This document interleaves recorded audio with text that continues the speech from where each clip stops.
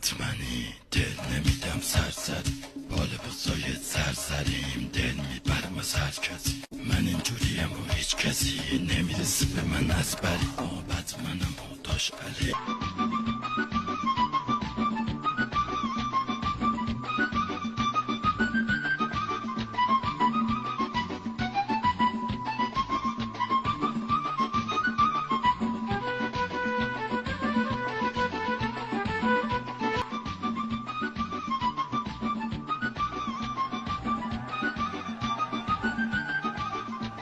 جان خودتو انداختن عاقبت بد داره.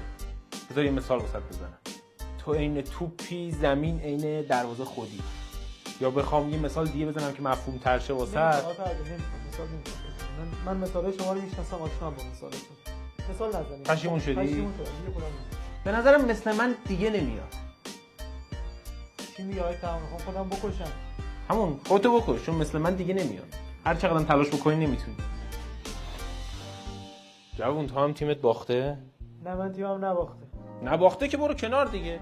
این صنف مخصوص مربیایی که تیمشون میبازه. پسر جان من بخوام خودمو بندازم هم از پرغلامی بیشتر میندازم پایین. رفتی داشت من میخوام خودم بندازم.